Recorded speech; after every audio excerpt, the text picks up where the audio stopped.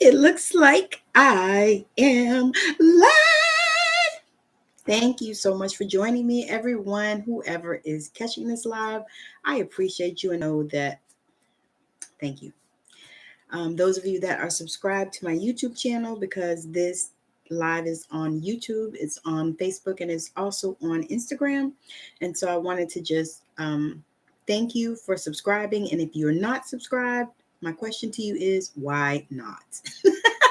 So if you're watching me on Facebook, I have included my YouTube channel in the description of the video, as well as my TikTok channel. So you can follow me on both spaces, because I'm actually migrating more over there.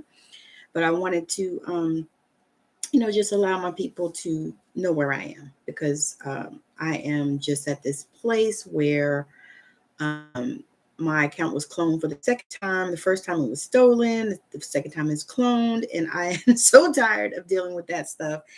And I truly believe that they need to deal with the security issues that they have in that platform.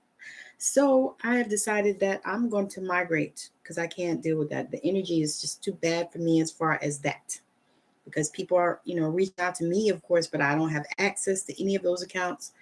I don't know the people that got it. I mean, they're scamming people all over the world, and I can't do anything about it. And to be honest, I can't give it any more energy.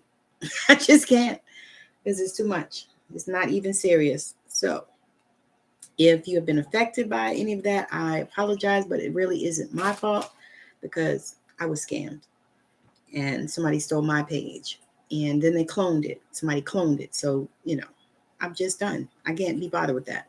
So anyway, I wanted to just share this video today and just talk about how you are the light. And I want you to remember that always. No matter what's going on in your life, remember that you are the light. Hey, thank you for joining on Instagram. I'm so excited because I actually had an experience yesterday that made me want to do this live, because I was like, man, I met a beautiful young lady in the store. Hola. I met a beautiful young lady in the store yesterday. I actually just stopped by a store to drop off a flyer. And so I wanted to share that too, because sometimes you get directed and guided to go and do something, and you don't really know why you went, or you don't know what the ending of it is going to be. It's like you get the guidance, you get the direction, and then you decide, maybe I don't want to go there or whatever, but you do. And so when you go, you don't know what is the outcome of what's going to happen to you when you go, because you are following the spirit. And so that is the one thing that I wanted to share today, because I went to the store, and I went just to put up a flyer, because I'm building my business outside of social media, working on doing some things and helping some other people outside. And so I went to put up a flyer, because where I live at is a lot of old school stuff like that. And so you have flyers. And so I printed some, and I went and put it up. And so I went over to the place, and I'm talking to one of the young ladies that work in the store. And I'm laughing because I say young ladies, because she was probably around my mother's age. And then the young ladies that I actually met also. Now I'm sharing this story because I wanted to just break it down in the way that it happened, and the way I saw it, so that other people can see, the positivity of what I'm talking about, because that is really one of the things. I know that I'm the light. And so I'm remembering that as well. And so I'm sharing that with all of you, because I believe that this journey that I'm on is not just for me, it's to share with all of you. So I am doing that, and that is what I'm doing now. So anyway, this conversation that I had, these young ladies came in the store. I was standing there talking to the other young lady that worked in the store. And that was a whole nother discussion. It was amazing. Always, we always have good conversation when I go. But I was speaking to her, and I was actually on my way trying to get out the door, but she was kind of holding me there, because she was having conversation. And, when somebody has good conversation, it's hard to just walk away, especially, when you like conversation. So anyway, I'm standing there having this conversation, and these young ladies walked in the store, because we were like right at the door, like kind of around the door. So the door, she's standing in one spot, I'm standing in another spot, and the door's in between us. because I'm actually trying to get out because I had other things to do as well. And but I was able to get out. So I was standing there, and these young ladies came in, and I spoke to them. But they looked like people that I might not have spoken to on another time. And so that's another thing I want to bring up. As you begin to expand in your world, and you begin to grow spiritually, and you begin to move in these directions, because I know that's who I'm talking to, because those are the people that are called to listen to me. But as you begin to grow and expand, you begin to put off a lot of preconceived notions about people. There's another way to say that, and it'll come to me.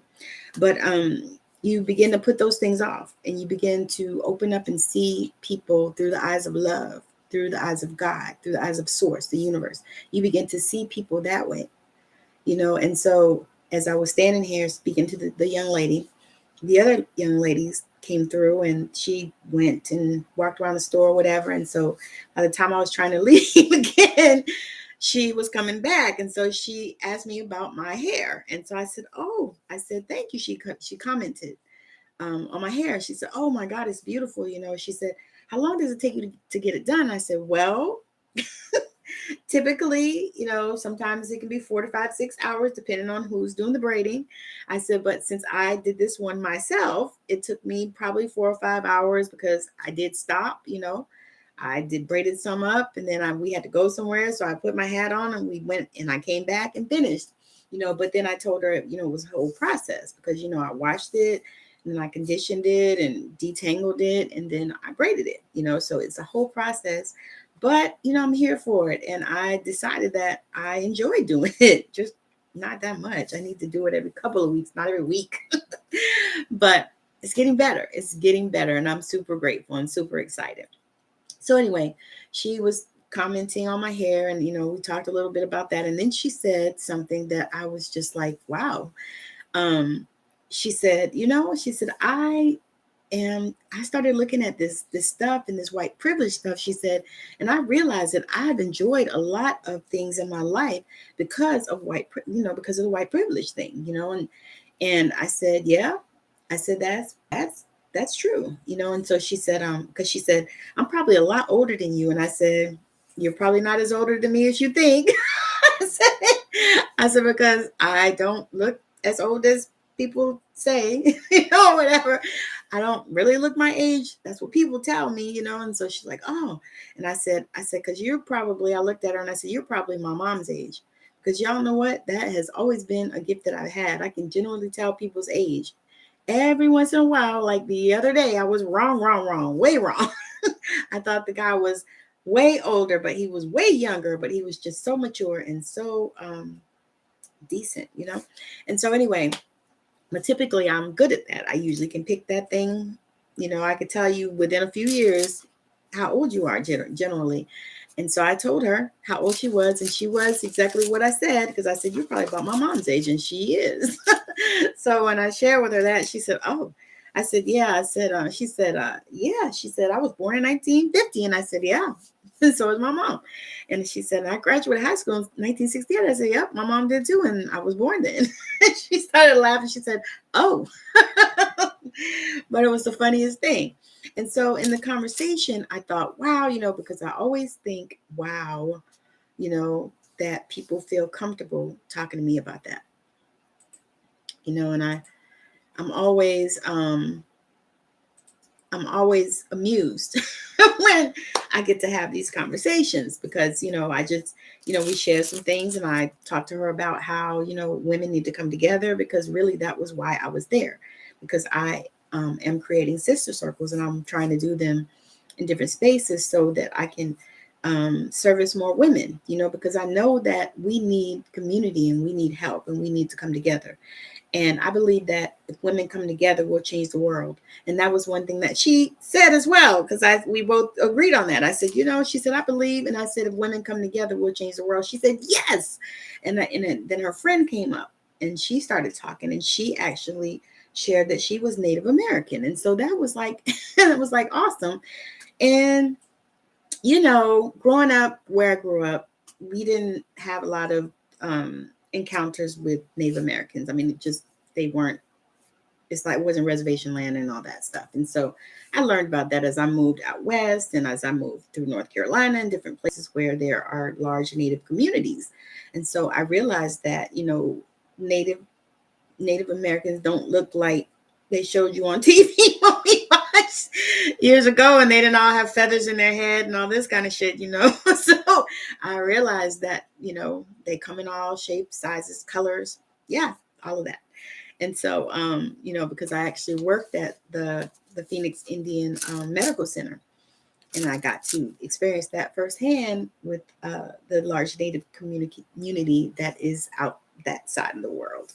And so I got to learn that. And that was one of those lessons that I learned because, you can't judge a book by its cover as well. I learned.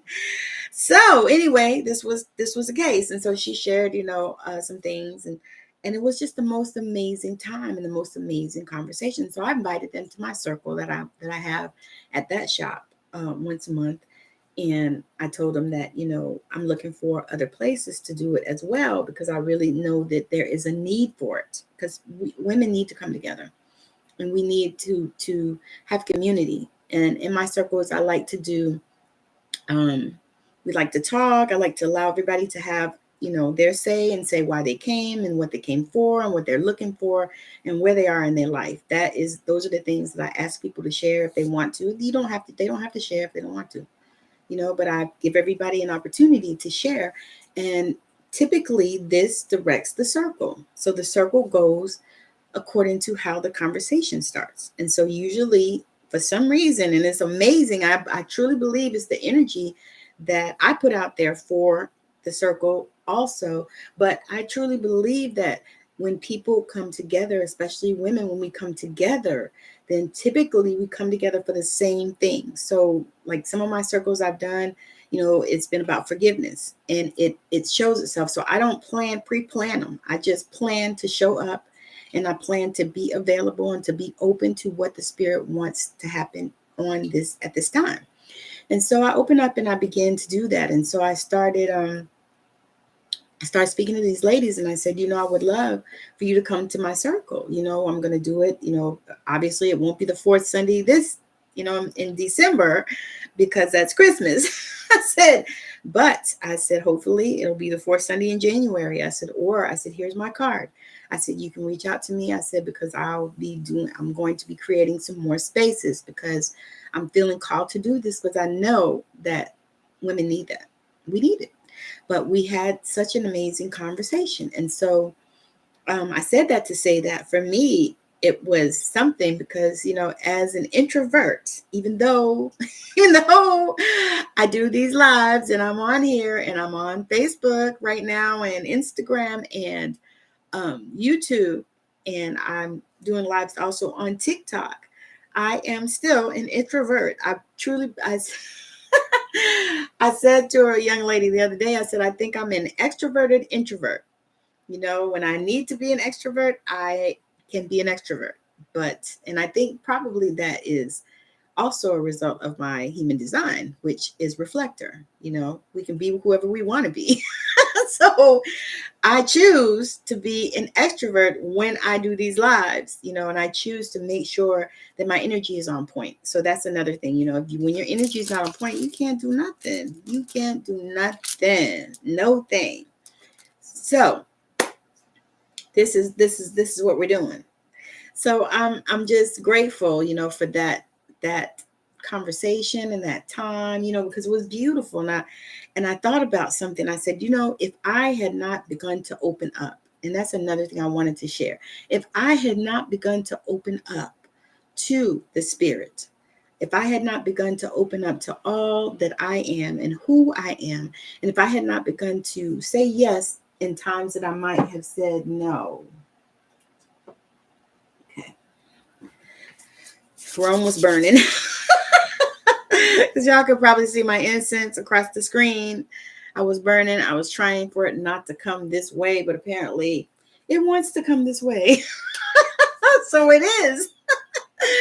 But yeah, so I mean, and this is not This is not just something that just happened overnight. This has come from a lot of work. I've done a lot of work on myself. I just decided and made a decision. It's almost like I was watching one of those 600-pound life things.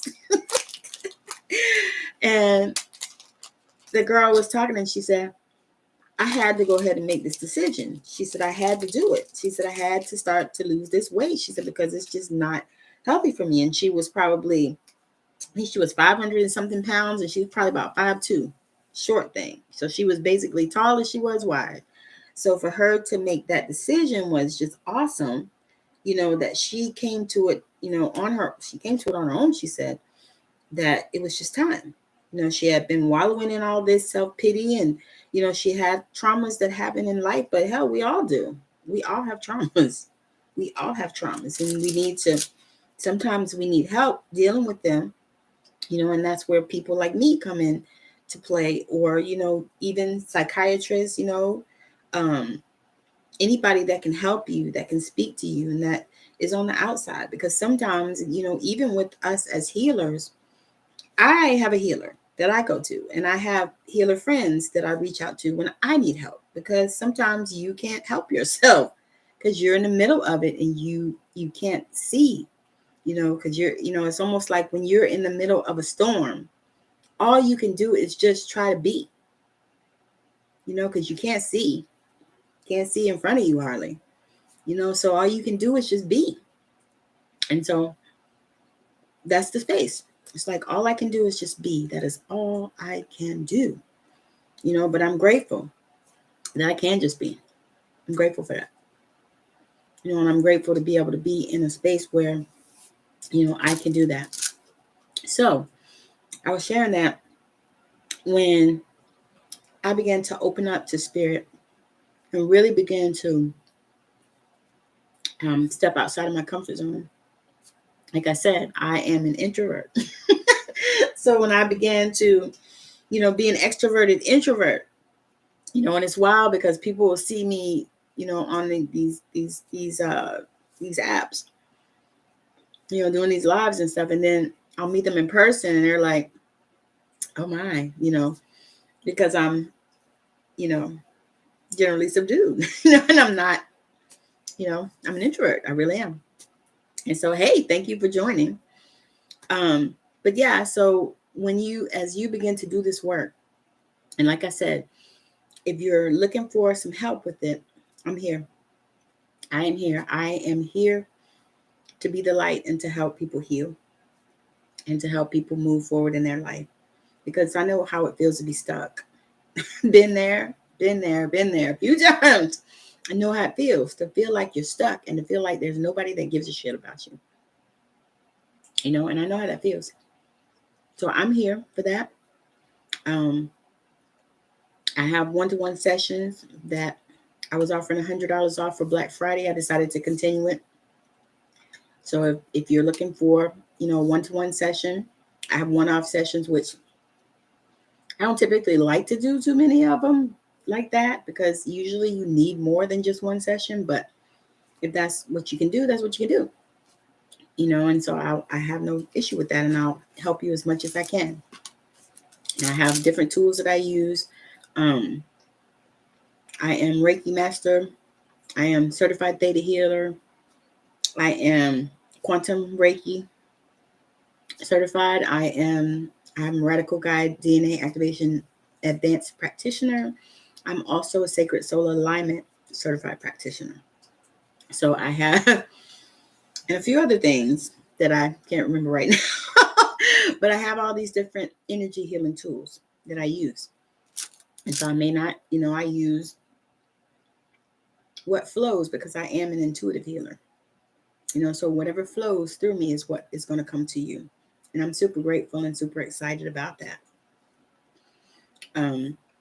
So anyway, I was saying, as I started to really grow in this place and really move to it, I started seeing things a whole lot differently. I started making changes in my life, just based on the fact that it was time. and I needed to do it. It probably was something that I need to do forever in a day. I don't even know. But it was something I needed to do. And so if you're caught in that space and you're feeling that, then you need to make that change. And if you are looking for support, I'm here, and there are many other people that are out there doing this work. Now, it's important to work with people that you're called to and people that you like and people that can speak to you and that are speaking to your heart. For me, I know that I'm called to work with a lot of healers, and I was intimidated a little bit about that, but I'm not anymore. So if you're a healer and you're looking for support, reach out to me, because I understand what that means. I know how that feels. I know how it feels. So, in the work that I have been doing for at least the last year, I've been doing this work for a few years, but in the last year, I've really dived deep, and I've been called to go deeper. And the Spirit was so compelling me to go deeper, to go deeper, to really accept the call. And so I know that when Spirit calls you and you don't accept the call, my God, your life is going to implode, but it's going to implode anyway, really. But it'll implode with support. You won't feel like you're going to die, even though you seem like you're going to die. But anyway, super grateful for accepting the call, and also for allowing myself to open up to things that I was closed to before. And so that's another thing that I know is definitely needful. To be honest, I truly believe that if I had not begun on that spiritual path, that I would not have wrote this book. Because this book is about part of my crazy life. And so, but it was so much trauma that I dealt with in that time that I think about it now, and it's like, if I had not, what I said I was going to read this too. If I had not been on this spiritual path and on this journey, I don't think I would have been able to do it, because it was so much trauma and pain that I had repressed. I just pushed it down, shut it out, didn't think about it, tried not to worry about it. I did what I knew to do. I used coping mechanisms that I had. So the name of this book is Walking Away, Winning the War Against Shame, Abuse, AIDS, and Abandonment by Tammi Morrison. So I got a dedication. First, I would be remiss not to thank my Creator for blessing me with the gift of communication and the strength to endure. And to my husband, the best there is, who through his love, encouragement, and patience helped me to overcome the demons that still plagued me when we met. To my children, who love me despite all I put them through and still grew up to be beautiful humans. To my parents, who despite my being special, raised me to be my own woman. To my grandmother, who always saw and embraced me just as I was and encouraged the gifts within me. To a whole host of people that participated in my journey along the way. You all know who you are. And last but not least, to Shireen Rivera, who saw and believed in my vision even when I didn't quite believe in it myself. So the foreword is, what does it mean to really rise above? Does it mean to overcome adversity by simply surviving it? Or does it mean to withstand the test of adversity or come out of it better, stronger, more refined, and wiser? I say the latter of the two. And when faced with hardship, I always apply the only method I know to rise above, creating beauty with the sadness, pain, and anger and fear that I feel. To create beauty that fills the void of what is being shed, I have found that by so doing, I'm transmuting all negative emotions to a form that is positive and purposeful. When I met Tammi and had the honor of hearing her story, not only was my notion of creating beauty validated, but I immediately felt hopeful. Tammi persisted with an innocent love and faith despite going through events and circumstances that are unimaginable. She used her imagination and envisioned a life that did not reflect anywhere in her surrounding environment. Never taking the easy road that would most likely temporarily numb the pain, she chose to face her fears and start healing. Something so many spend their lives running from, and as a result, they use anything and anyone to numb the pain, temporary void fillers. Her story exudes hope, hope that love does really prevail, hope that things really do get better if you remain steadfast, hope that God is here with us, hope that your past does not define your future. None of us know for certain what the future brings, regardless of how much planning we do. Life throws curveballs and plans are forced to change. This holds true for everyone. In order to adjust our sails with the winds of time, we must continue to feed our minds stories of hope, stories that inspire and remind us on how to adjust, how to fight back, how to be resilient. Tammy's story is one of those stories.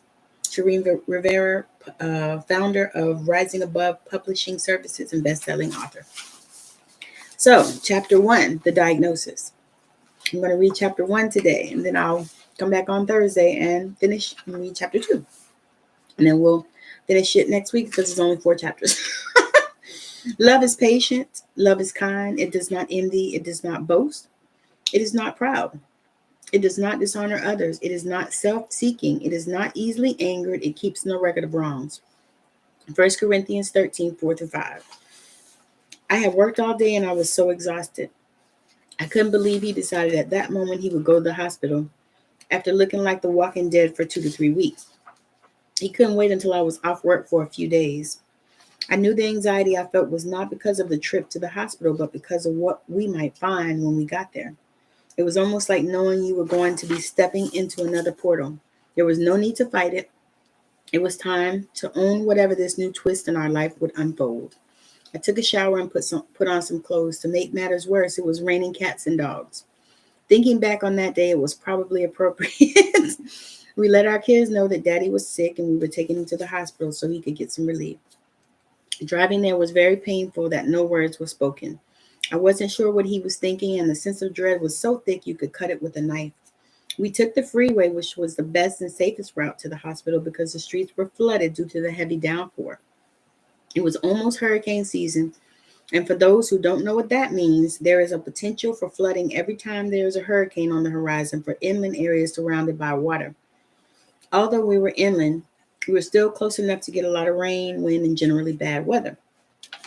While driving along and feeling uncomfortable, I was convinced I knew what was wrong with my husband of 12 years. I thought about all the times I caught him in lies about where he was and who he was with. So many thoughts flooded into my head at the time. I thought about the conversation I had with my mom about what could possibly be wrong with the man with whom I shared children that still needed to be raised. Mom threw out a variety of conditions that could be wrong with him. However, something inside me, I recognize now as my spiritual team spoke to me and told me exactly what his illness was. Although I didn't want to believe it, knowing what I know about my own intuitive abilities, spirituality, and medical knowledge, I knew it was spot on. My thoughts turned to my brother's visit just a month or two prior when he asked me what was wrong with Matt. I remember telling him he had the flu. I remember my brother not buying it. I and my brother are so close that our intuition is at the same level. He knew there was more to that story, but I didn't want to admit it. So he didn't dare question me anymore. However, what he did was inform my mother that strange things were going on in his sister's home. Mother, being who she is, called and asked the question, what the fuck is going on there with Matt? I feigned ignorance, telling her I had no idea what she was talking about. After all, she lives in another town. She persisted.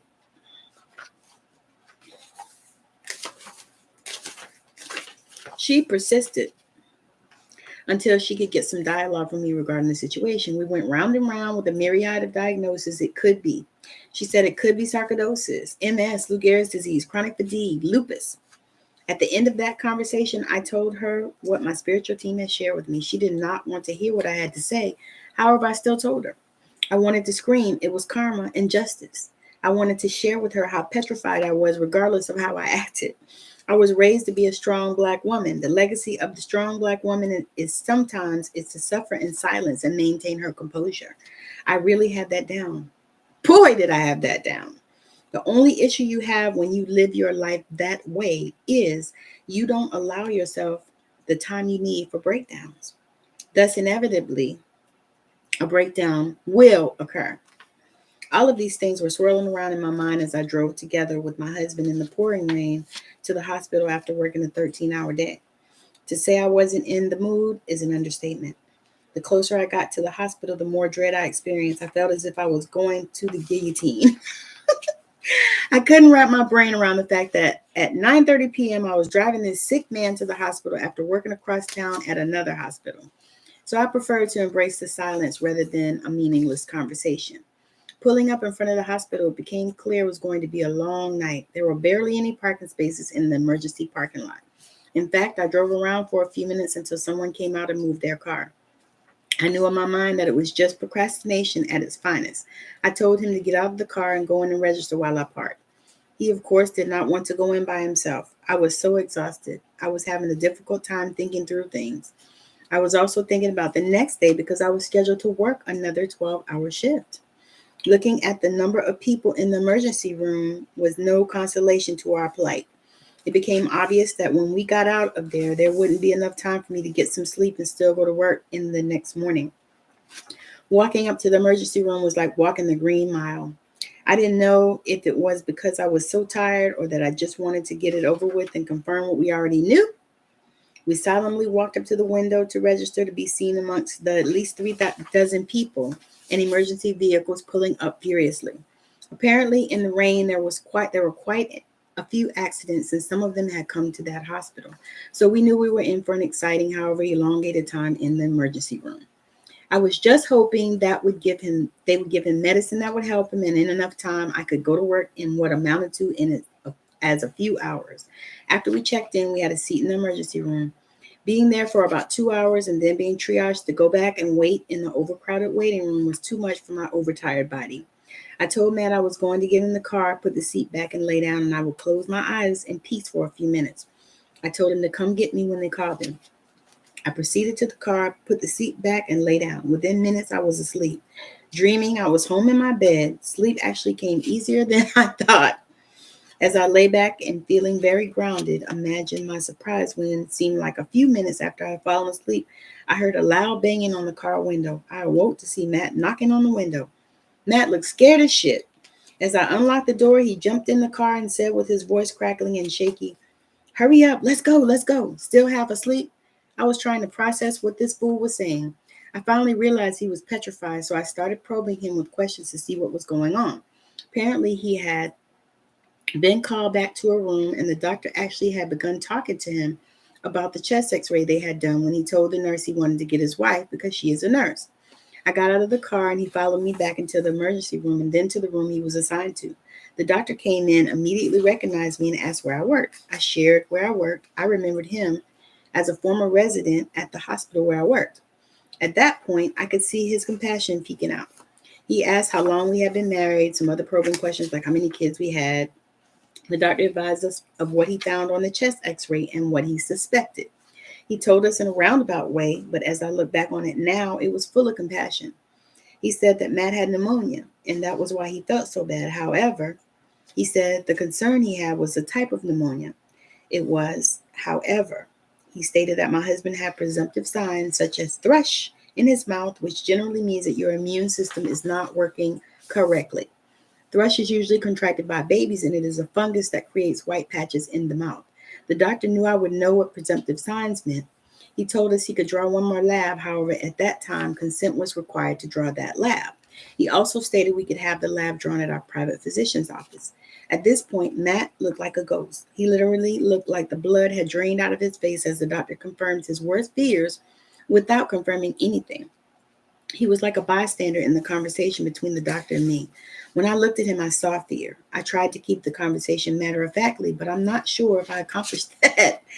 I made the decision based on my knowledge of what I knew about the diagnosis. I also knew that in order not to become just another statistic, it was best to get that particular lab at our private doctor's office. I knew that if you get diagnosed at a hospital, your business was as good as being in the street. Because we were private people and private doctors don't always report, we decided to have the test done at the doctor's office. The doctor looked at me with so much compassion, and it made me feel so special. He looked at me with a look of pity, and I felt as if he expected me to scream and wail. I did not even flinch. or blink when he was sharing with me this devastating news. I'm not sure if I just didn't comprehend or if I was in shock. There was also an element of pride I knew was there. Although I was pretty sure what the diagnosis was, I think hearing all the pieces adding up was not really what it was cracked up to be. Looking back, I'm not sure if it was a strong Black woman syndrome or pride or even fear that allowed me to sit there and listen to the doctor without breaking down. I called my job and let them know I wasn't going to be there in the morning, and I explained I had just left the hospital and had been there all night. They were very understanding, mostly because I rarely ever called in, so they knew it was serious. On the drive home, I allowed my mind to wander so I wouldn't have to confront the issues at hand. Matt was exhausted with the day's events, so he fell asleep. The fact that it all came together was still surreal for me. The backstory is he had been having persistent joint pain and fatigue for about a year prior. They had tested him for all the usual suspects, such as lupus, MS, Lou Gehrig's disease, rheumatoid arthritis, and all the other autoimmune conditions except for one. The doctor never even inquired if we wanted that test done. The battery of tests that were done came back negative. However, the doc just prescribed a pain pill and left it at that. Matt was a very good-looking man, and he knew it. Because of this, he loved women, and they loved him. He seemed to be indiscriminate that there had been numerous affairs. We had split up a few times because of it, and each time he wooed me back, saying he wasn't going to have any other women. In hindsight, I knew as soon as he said it that it was a lie. However, I wanted to believe my husband wanted me and only me. I wanted to believe it like it was the truth. I didn't want to believe the truth that he was a pathological liar and a cheating scoundrel. Even after all of the broken promises and lies, I still loved him and was committed to making the marriage work. At that point, we had just started being consistent with church. Matt gave his life to Christ and began working in the ministry at the church we were attending. He repented for being such an unfaithful husband and recommitted himself to God in our marriage, which is why this was such a pivotal time in our lives. If I said I couldn't believe all that I knew was indeed coming true, I would be lying. I thought about all the times he left me to go to another woman. I thought about all the times he wasn't where he said he was. I thought about how he made me feel it was my fault that he cheated. All the questions I had in my mind about why I wasn't enough kept popping up. Why did you say you loved me and could still see all kinds of women? Was it my fault you couldn't keep our vows? Was there something I could have done for you to feel complete enough to only lie with me? So many questions ran through my mind. Feeling like my head was going to explode, I knew I needed to rest my body and my mind. I pulled up in the driveway and turned up the engine in the car. Feeling exhausted from the weight of the trip to the emergency room, I took off my clothes and fell into bed. My mind continued to wander and wreak havoc in my brain. My mind began to entertain scenarios. I began to visualize different places and time I could be instead of where I was in the present. I thought about the patients I had taken care of that suffered the same fate. They either had to battle their mind, body, or both. Seldom there is an easy solution to such a complicated problem. As I tried to doze off, I thought about the outcome of the test he was going to take. I had no idea what we were going to do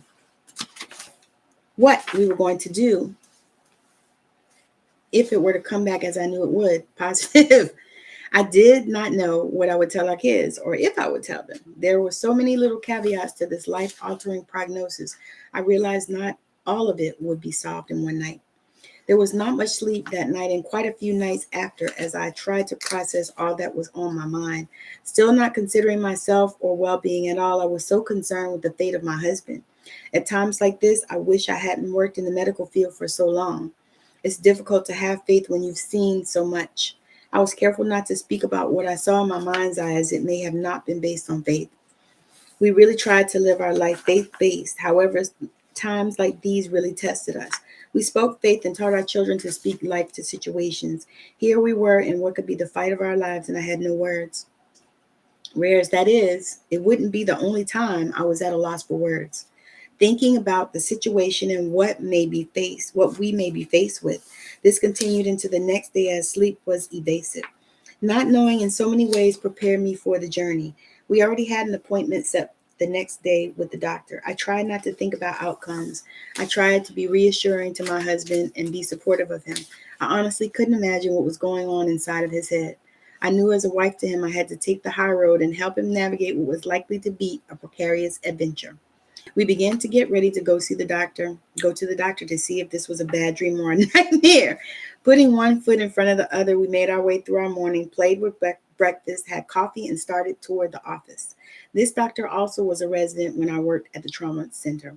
He recognized me when we got to his office. He recognized me when we got to his office. As we shared the discharge paperwork with him, he asked questions that no other provider had asked, like about the symptoms that Matt had. Matt told him about the joint pain he'd been having since the year before and also what they prescribed him. The doctor examined him and talked about the thrush in his mouth and the other presumptive signs. He drew his blood and joked with us that it may possibly be nothing. I looked at his face and knew it was something, not nothing. I searched his feelings and found him compassionate, especially when he realized he and Matt worked out at the same gym and were the same age. I looked on his face and saw he was indeed concerned. He knew what it was and didn't want to face it either. Processing this visit was difficult because it seemed like it was only prolonging the obvious. Oh my God, it is so cold.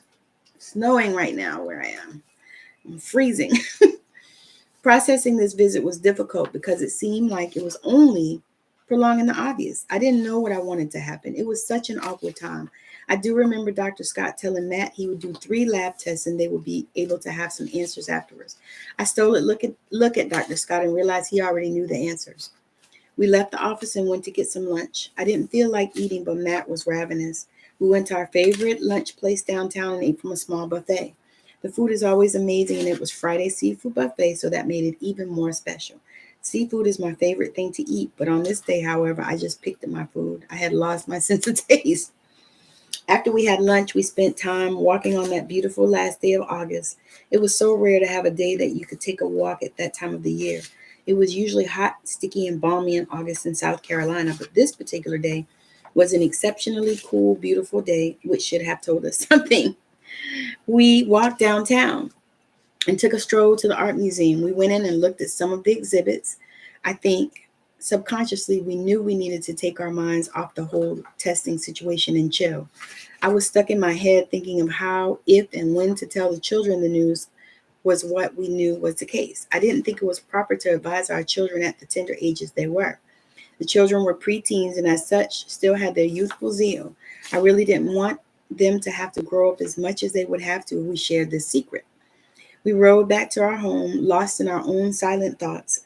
The silence was almost deafening. I couldn't help but think how utterly useless this whole scenario was. I knew you couldn't change the past just because you want a different future outcome. However, I didn't see the harm in dreaming or even wishing. I couldn't help thinking of all the times he had left me at home to go see other women. It was not lost on me the times I saw him in dreams with other women. I thought about the times one of his whores called out my name on the phone. The time one of his women stopped me at my gym was unforgettable. And the time he asked me for a divorce when I was 8 months pregnant with our youngest baby was truly unforgettable and unforgivable time. When we arrived home, our children had just gotten home. I considered speaking with them, but I thought better. I knew they noticed their dad was sick. Nevertheless, I told them Daddy had pneumonia. This satisfied them, but being the inquisitive children I had encouraged them to be, they searched on Google about pneumonia and were reasonably satisfied that their dad would live another day. I was happy with their perspective, and for the time being, it allowed me to think about how life as we knew it was over. I was to go back to work the next day and also receive the test results. I had very vivid dreams, which involved us on a Caribbean island with this terrible situation non-existent. My dreams felt so nice and calm. I was the perfect size 8 and looked like a model. Our kids and we were playing in the perfect blue ocean water. Matt wasn't sick. We were having the most beautiful time. I had such a great time going on the big slide at the resort where we were staying. The water was warm and I felt so good on my skin. It was such a beautiful dream and it came when I needed it most. Have you ever had a dream that took you away like Calgon? I was grateful for the time to get away, and at least in my imagination. The weather in the Caribbean at the time we went to was so nice and cool, but not extremely cold. I thought this was a premonition, yet I did not feel this was true. Being the empath that I am, I knew if I didn't take the downtime to create a better situation, I would fall into the pain of Matt's illness and it would consume me. I knew I needed to make sure I was in a prayerful state. Instinctively, I also knew my strength was going to be tested. After a night of dreaming of the Caribbean with little insomnia thrown in the mix, I got up at 4:30 a.m. to prepare for work. Got the children up to get dressed for school as I was leaving. I also fixed them breakfast of champions. The kids were so excited about breakfast, you would have thought they won the lottery. Driving to work, I couldn't help but let my mind wander. It went to all kinds of places. As I took my usual commute, I noticed things I ordinarily wouldn't have paid attention to. I saw how peculiarly beautiful it was this time of year. The trees were starting to turn colors in preparation for the fall season, and the temperature wasn't as hot as it usually is. I had my window open to feel a proper breeze. As I pulled into the parking garage, I was excited to get back to work. I feel like it would help me not to focus on the problem at hand. I felt like I got out of the car and decided it was going to be a great day regardless of what was going on. I wasn't going to let what was going on to affect me. Even though I knew what the outcome would be, I still held hope that possibly my instincts had proven wrong. The day was going well. I had patients that were delightful. I did my best to pretend everything was all good in my world. I'm not sure if I succeeded or not, but I did make a valiant effort. As the day went on, I got a call from Dr. Scott's office. I was standing in the nurse's station, surrounded by nurses and techs that looked different from me. I could feel their eyes on me as I spoke with the nurse. To me, it felt like judgment all around me. I was being discreet. I would only answer the necessary questions and listen as the nurse on the phone told me my husband's fate. She told me the only result I could remember. She told me the T cell count was 19. A healthy T cell count is 500 to 1600. Imagine my horror when I heard her say what the result was. I didn't dare repeat it for someone to hear and connect the dots. I was very private about my relationship with my husband, and I already felt like I was in a sea of piranhas. The eyes on me felt like I was being pitied. I heard the long-awaited but dreaded three-letter word, HIV. I thanked the nurse on the phone for giving me the news and for setting up the referral for the best HIV specialist in town. It was finally a relief to get the diagnosis. He was HIV positive, and at this point, he would be classified as having full-blown AIDS. Now we only had to wait for the appointment with the specialist.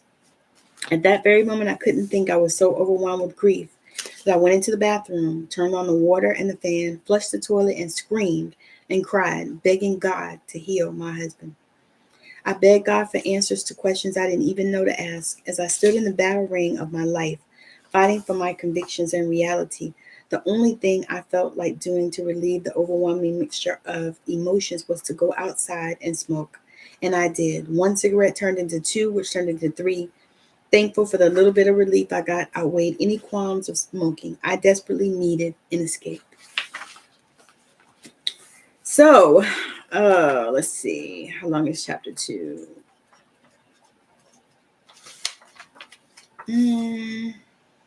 Okay, I'll do chapter 2. Chapter 2 is the journey.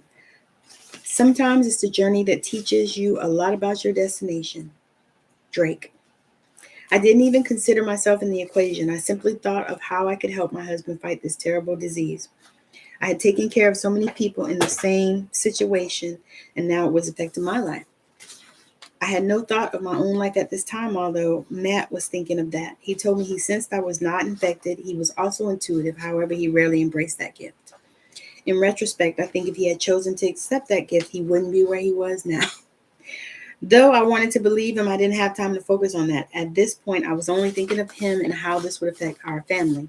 I didn't realize that at the time we were embarking on a journey that would set the stage for future events. I was not considering the secret we felt we had to keep. My thoughts were only of survival at that time. My head was spinning with all types of scenarios. I was not only considering what was happening with Matt, but also how to deal with telling our children. I had no reference for that situation. I didn't know anyone I could talk to about this. I thought of talking to my grandmother, however, at this time, she had all but left us for a different world. I didn't have many close friends I could share this secret with. One thing we established was we would not tell our children until there was no other choice. First thing we had to do was see a specialist and get Matt on some kind of medication regimen. We chose Dr. Barnes to help us. He was a good, kind, compassionate man, and I had seen him in action because I had seen so many of his patients recover when no one else held out any hope. I knew he was the doctor we needed. His office scheduled us at the beginning of the week on a Monday. We were there on time. He asked us to bring a list of Matt's medications.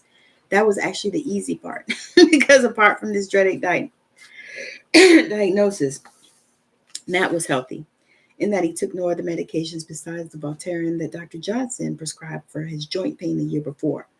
Matt and I had not had a discussion about the ramifications of this segment of our life.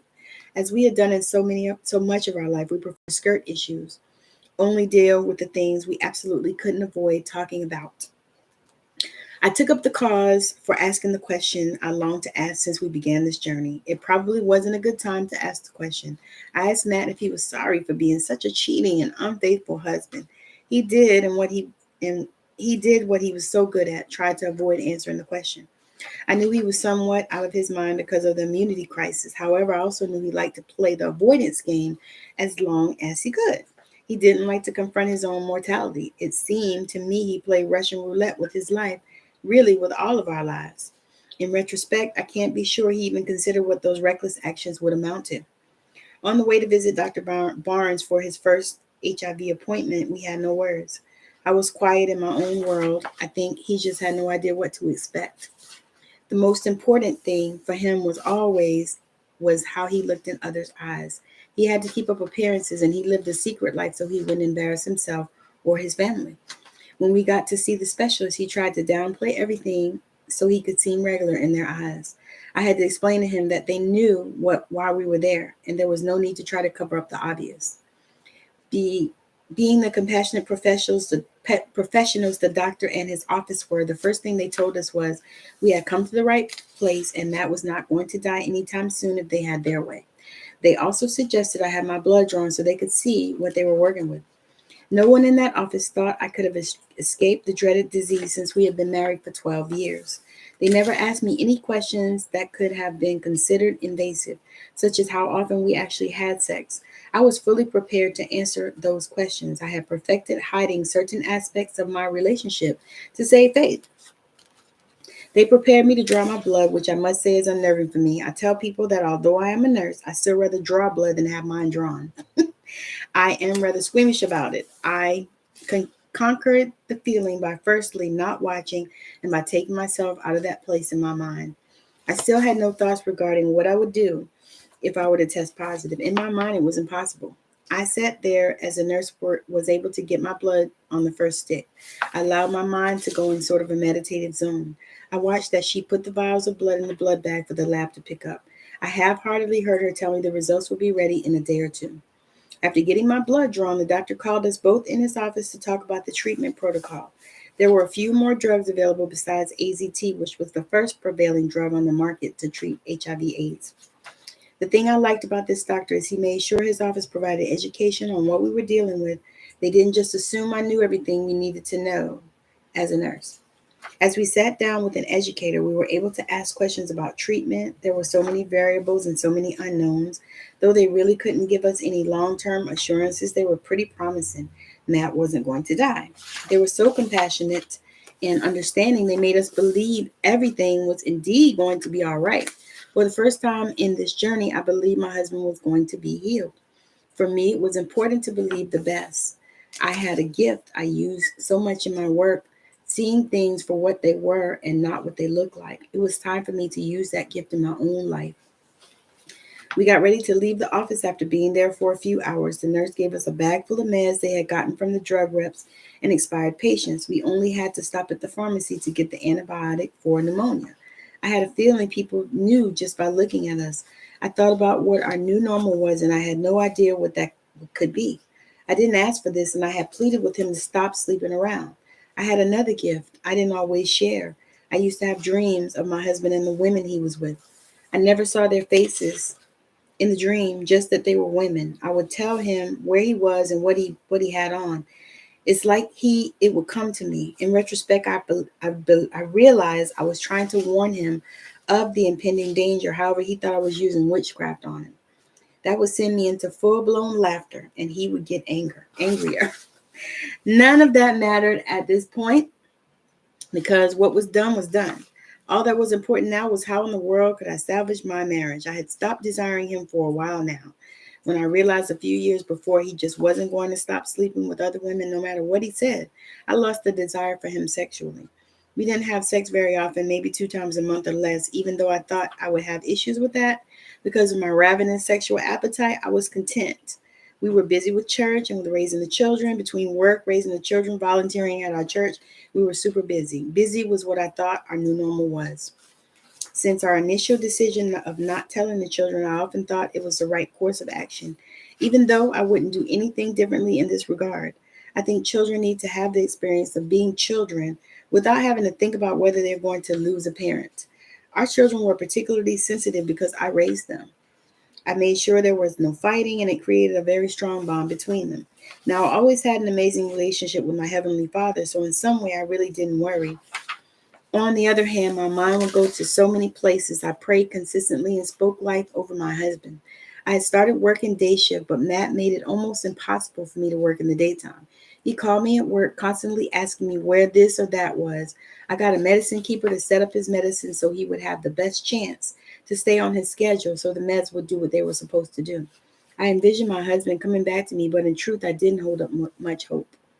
I went to work in the night and stayed up most of the day praying and taking care of him, making sure he ate. I would make him and my children plates with their names on it, cover them, and put them in the refrigerator. Our daughter was amazing. She knew her dad was sick, so she would warm up his food and her brother's food and make sure everyone ate when I went to work. I really appreciated her help. She would clean the kitchen. Whenever I came home from work, my kitchen was clean and the laundry was done. She would also enlist her brothers to help her with the chores. I was so thankful for my children because I was always exhausted. To this day, I so appreciate my daughter for her heart. It meant so much to me because I was working days a week most weeks. At this time, Matt was so sick he could barely remember his name. Working was out of the question. It wasn't that he was a lazy man, he always worked. However, at this time, he saw spots in front of his eyes and couldn't drive. Plus, he was always terribly fatigued. As for our family, not many people were privileged with this information. How do you tell your family? Do you just say, guess what? We're dealing with HIV infection in our house? No. He decided he didn't want to tell his family he was sick, and he surely didn't want to tell them he was HIV positive. We talked about that for a few seconds, and he was adamant about not sharing those details with his family. There was and is still a stigma regarding HIV. I think the shame was what was keeping him from wanting to share this news with his family. We didn't know anyone at that time that was living with this disease, and we truly had no idea what he had embarked on. As in other areas of our life, we were definitely trailblazers. I only wish this wasn't the area we were blazing trails. We told a few people about the diagnosis. I had trust issues, so it was easy for me not to tell anyone. One of my girlfriends, who we both knew, came to the house and told me she knew what was going on. She knew because she had worked in an AIDS clinic. She hemmed and hawed when asking how my husband was doing after her visit. Finally, I told her just to spit it out with no sugarcoating. She asked if we had seen a doctor. I shared with her we had indeed, and she shared her insight, which was spot on. She was so compassionate toward us and immediately spoke life over Matt. We let our pastors know about the crisis we were dealing with in our life. They were so amazing. They bathed us in prayer and treated Matt like he was family. It was an awesome experience because we were considering not sharing with them. However, because it was a small congregation and we felt safe, the pastors were caring and discreet. I was so thankful for that. I really had no idea how to remotely explain the situation when they checked up on us. I chose at that time to only talk about it when necessary. I was so thankful for the support from the few folks I felt comfortable with sharing the secret. Day to day was a struggle at first because I have always been a transparent person. I didn't mind my life to be an example if it were going to help someone. As I went to work, I would think about another time and space. I felt bad for wanting to be in another life. I really thought I would face karma for wanting to be with the man that wasn't infected and sick. There was a bright spot in that when I got my test results back. Just as Matt said, I was not infected. My test came back negative. The providers were astonished. However, I knew I was protected because God was my protector and had proven his words true. I felt like I put on a face every day and I don't even wear makeup. I was like a robot. I would go to work, and before I went, I would tell myself I was happy so I could be the best nurse for my patients. I didn't believe in taking my problems out on my patients. In order to manifest my goodness in my life and for my kids during this time, I remembered all the good times we shared. I would take myself to the beach in my mind because the beach was the one place as a young girl I believed God lived. So for me, water is so peaceful and calming. I released any preconceived notions about the outcome of this illness. I stayed in a prayerful state all day and all night. I did lots of fasting and prayer before God because that is what I knew gets God's attention. I took time when I was driving to and from work simply because I worked every day except Sunday, and we spent all of the mornings at church working in the ministry. In retrospect, I wonder if I thought God would look favorably on us if we were faithful to our church and working in the ministry. It was a struggle for me because I worked 6 days a week for at least 6 months consistently. I worked 2 jobs at this time, some days working 2 places. So many thoughts ran through my head at this time regarding what I could have done differently. I considered I could have left him when I discovered he was unfaithful. I also could have demanded he be the husband I knew he could be. It made me think of my responsibility in this whole situation. As a woman, especially a Black woman, oftentimes we take responsibility for our entire family. When I think about this fact, I believe it the result of slavery. During those times when families were torn apart because fathers were pulled from their families, mothers often had to take up the slack as head of the family. This mindset has persisted over generations. Now I realize it encouraged the divine masculine in me to be the prominent part of me. In fact, many of us were taught never to depend on a man because we would always be disappointed. It's almost like a mantra. If you were to do a survey of 100 Black women, I would say that 95% of them would admit to being taught to never depend on a man. I never did. I never did. I did, however, have hope that paradigm was not the truth, at least in my life. Every time I thought maybe I would be proven wrong, I was always proven right. Being a woman of faith, I tried to believe everything always worked out for me. It did seem like when the bottom fell out, that was far from the truth. I felt so hopeless at this time, which was a feeling I was not acquainted with. I was raised by strong Black women of faith and power, so feeling like there was no hope, possibly no God, were things that crossed my mind at this time. At the very least, I thought that maybe God didn't really care about me. He was probably too busy to care about my little problems. In the grand scheme of the world, my problems were small. Was even the day I felt like because I didn't consult him, maybe God was mad and wasn't answering my prayers. So many things ran through my mind, and there was no one to talk with about these things, LOL, but God. I spent many days in the shower praying and begging God to save my husband. There was a time I wouldn't have prayed like that from that. However, I had so much love in me, and even for him. I resented his foolish choices and that he wasn't in his right mind to talk about it. So I talked to myself a whole lot and mostly in the shower. It was so difficult carrying this, and I was feeling the growing resentment toward him. I was more of a caregiver than a wife. I had no desire to participate physically, even if he could. He was so sick that he was impotent. The thought of having to use condoms for the rest of my life, if I was having sex at all, was not a thought I wanted to think. I didn't have time to have desires. I was so tired from working, taking care of the kids, cooking, and monitoring him, making sure he took his medicines. This was a role I knew well because, after all, I had been a nurse for about 7 years at this point. In those years, I had very little conversation with anyone. I stayed so much in my head. It was easier to live there, and I didn't have to deal with all the variables. Things such as where we were headed as a family were subjects I didn't dare approach. There was a degree of sadness I carried for what could have been or should have been. We had such a neat little family, and it was such a shame it was possibly over then. Over the years as a nurse, I had seen so many people who fought this disease. There was a particular young lady I vividly remember. Her name was Shannon. As I tried to keep my thoughts from turning negative, I thought of Shannon. She had contracted AIDS from her husband, whom she loved. She fought a valiant fight, however, she died before he did. There was so much dignity in her death. I had on occasion had a conversation with her while she was in the hospital.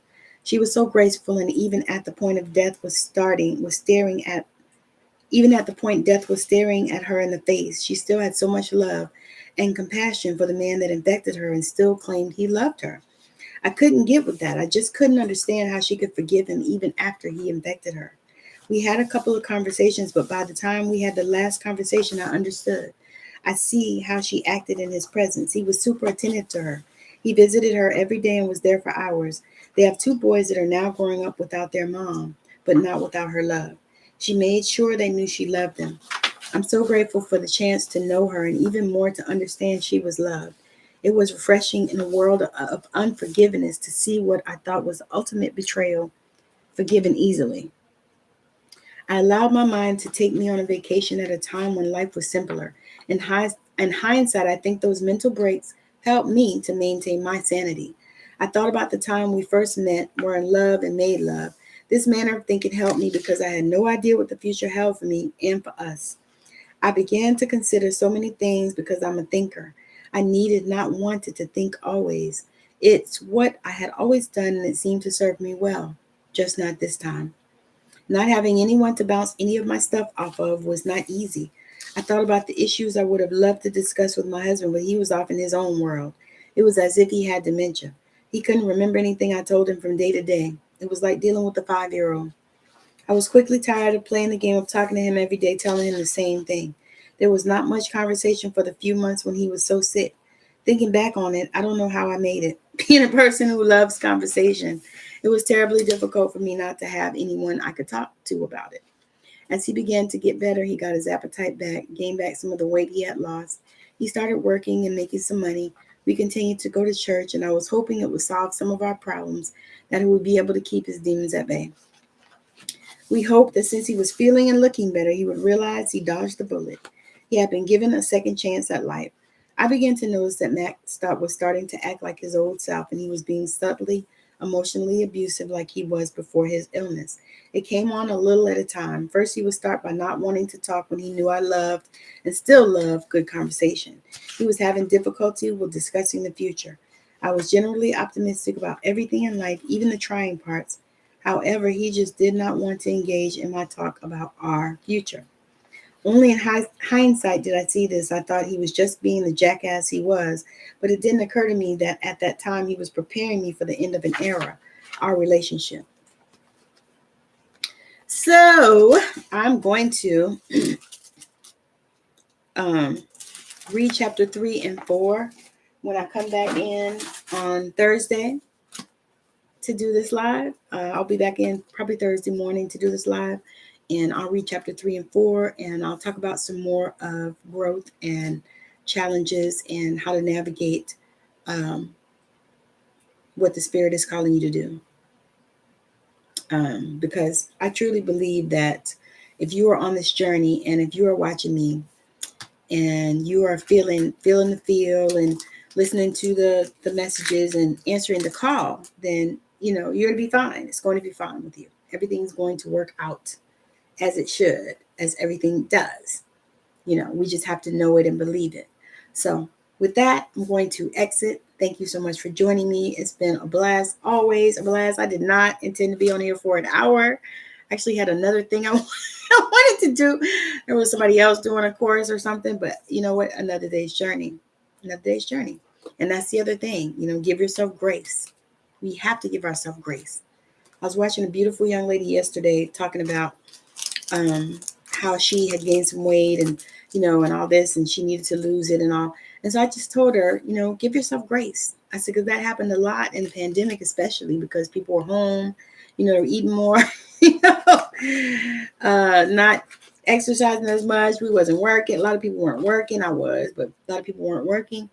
And so I just reminded her to give herself grace, and that God had her, and not to stress herself and not to be doing no diet. Don't diet. I don't believe in diets. I believe in changing your lifestyle, shifting the way that you see things, the way that you look at food, the way that you eat, the things that happen, in your day to day and how you respond. That is one of the things that I believe. And for me, I eat what I want. I don't choose to not eat something. Now I don't eat as much rice and potatoes and shit because that's just not healthy and it goes to my stomach. But I don't say I don't eat it. I just don't eat as much. I eat a little bit of everything. And so that's one of the things that I encourage, if you want it, whatever, because the thing is if you don't get it, you're going to binge it. And that's not ever good. Binging is never good. So again, thank you for joining me. I'm not going to do like the preacher. I'm going to get off here now. So I will see you guys again on Thursday. I may pop in again tomorrow, but Thursday I'm definitely going to come in because I've committed to doing lives on Tuesdays, Thursdays, and Sunday morning, Sunday service with the Morrison. So if you haven't checked out our Sunday service, check it out. It's on YouTube. Sunday service with the Morrisons. I've done it. My husband has joined me once because he was off. I hope he joins me this Sunday because he'll be off. But yeah, so it's been a blast. It's been amazing. I've shared some things about and I've also referenced some texts. I referenced the Bible, the Message Bible as well, and the Quran and the Torah. I actually shared some scriptures out of there as well because we can learn from all those places. There are many different spiritual texts that we can learn from. So I wanted to share that, and I talked. I can't even remember what I talked about. Week before I talked about healing. I remember that completely, but this one it might have been. I don't know. don't make me lie. But have a wonderful one, and and if you're not subscribed to me, if you're on Facebook and you're not subscribed to my YouTube channel, please subscribe because I'm trying to get that thing built up. I'm working hard on it. So I would love it if you would subscribe so that you could get more content like this, because eventually I'll probably more be on here and maybe TikTok and Instagram than any other place. So you want to follow me here. And also, if you are looking for support, if you are looking for healing, you're looking for someone to speak to in regard to your healing journey, or if you're on a healing journey and you need some support, make sure you can reach out to me, and you can reach out to me on Messenger on any of those places, TikTok, Facebook, Instagram. You can comment on this video if you're watching it on YouTube, and I'll circle back to you, leave me some information on how to get in touch with you. But I would love to offer that support. All right. So, and then also I am creating a membership, a healing membership that I'm offering founding members for. I hope to start it in the next couple of weeks. But I'm offering founding memberships for it for $33 a month. So that is like amazing because you'll get like a weekly healing I'll do, and you can actually, you'll get it wherever it's going to be housed. I'm thinking about a few places. I'm also thinking about sending it in the email, or doing a Zoom call with it and then sending it out in the email. That may be what happens to start. But I've been really called to do that because so many people need that.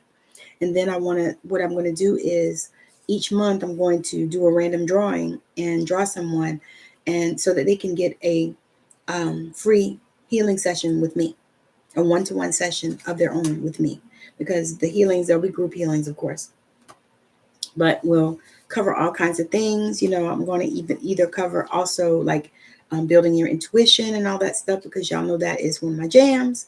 And I'm also writing a book on intuition, how to use your intuition in business, that I'm looking for titles. And also, y'all, I'm still working on this book about our grandmothers passing the pearls. So if you were wanting to write in a book, that is something that I have made super affordable, and I'm working on that. And I'd love for you to join me in that, because it's called Passing the Pearls, and it's going to be amazing. There's a few of us that have joined, and so I'm looking for a few more people. So if that's something that you've been interested in, writing a book, and you have had an amazing grandmother, so you have some amazing grandmother stories to share, because it's only like, I think 2,500 words or something like that. So it's not a lot to write, and I know that people that don't write hear that and it sounds like a lot, but it's really not. It's really, really peanuts, as far as writing, because I can write 2,500 words in probably 15 minutes. so especially if I type it. So, it's like that. So you have to kind of consider that, but, and then also, I have my 8-week program, 8 Weeks to Limitless, that I'm taking applications for now. I'm super excited about that, because that program is life. That program is me. That's what that program is. That program is my energy and my intuition helping you to move forward in your life, to shift some things that need to be shifted, to heal things that need to be healed, to examine the trauma that you're dealing with in your life, all of that. So those are things that I've been blessed and gifted to do. I've also been blessed and gifted to be able to see people's giftings. That's something that, I've always had that gift. I could always tell, you should be a doctor, you should be a writer, you should be an electrician. I don't know. It's just always been something that I've been gifted in. And I could see, people's gifts, and even down to their spiritual gifts. I can usually see, what spiritual gifts they have as well, just by having a conversation with them. So those are things you're looking for. Reach out to your sister here.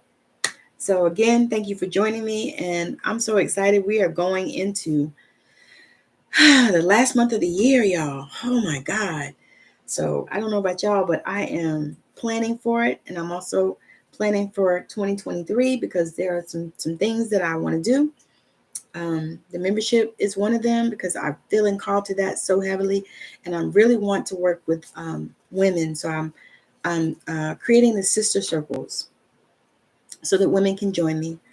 And, we can have that type of communication and fellowship and camaraderie because women need that. So many times, women don't trust women. I know women that they don't trust a woman, but they'll trust a man. And my thing is, no, you don't trust, you trust the energy of the person, or you trust, who the person is, regardless of what sex they are, man, woman, trans, whatever. It doesn't matter. Whatever you identify as. So, again, thank you for joining me. I'm going to go because I need to go get something to eat. Y'all have a wonderful rest of your day. It is snowing where I am, so I will be right here in my house. So I hope y'all have a wonderful day. Bye now.